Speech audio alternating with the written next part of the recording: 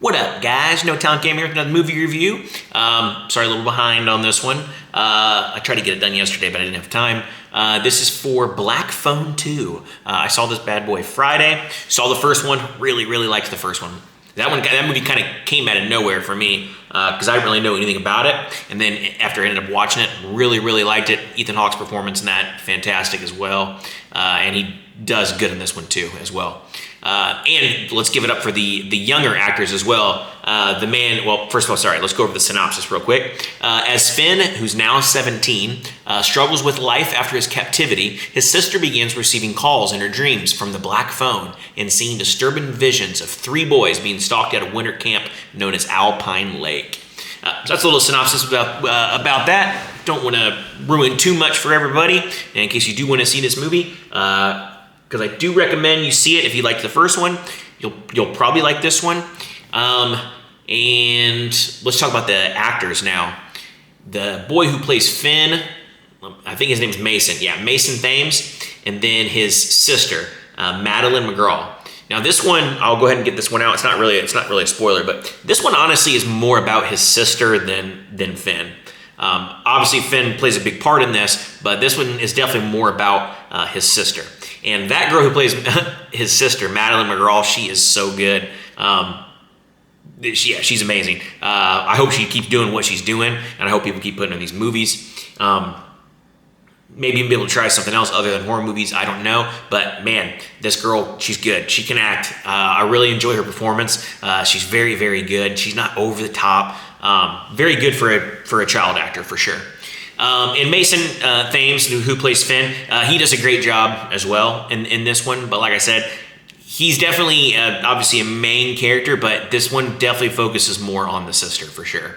But Mason does a great job. And Ethan Hawke, when he comes back into this one, it takes a little bit for the movie to get going. You are kind of wondering, like, okay, so how are they going to bring him back after how the first one ended? What are they going to do to build upon that? And it kind of takes some time for that to actually happen, which is fine. But I think maybe they could have made...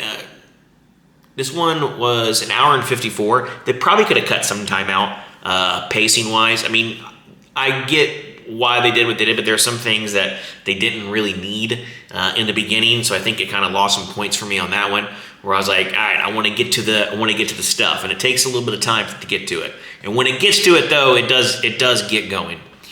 But yeah, so actors, fantastic job, everybody that was in it. Excuse me. It was directed by Scott Derrickson and written by C. Robert Cargill, Scott Derrickson, and as well as Joe Hill. And stars, like I said, Mason Thames, Ethan Hawke, Madeline McGraw.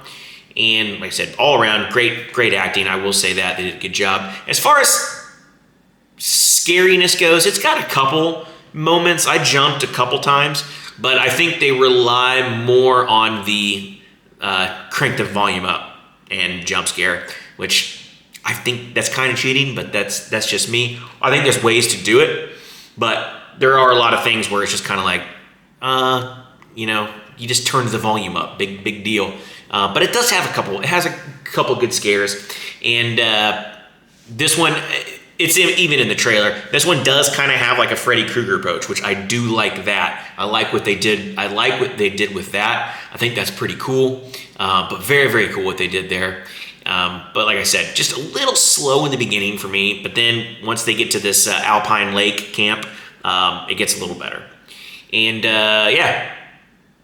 overall, good graphics. Like I said, I liked it, and they definitely did borrow a lot of things from Nightmare on Elm Street, just on some of the things they did, which is cool. But I think it's a good direction on where they're going with it. Overall, it's a pretty good movie. It's not the best by any means, and it's definitely not as good as the first. I loved the first. This one's definitely not as good as the first, but it is definitely one to watch if you want to go check it out in the theaters.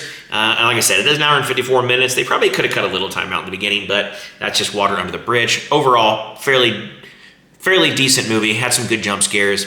And yeah, I'll leave it at that. I'll give this one probably 7.5, 7.5. I think 7.5 is fair.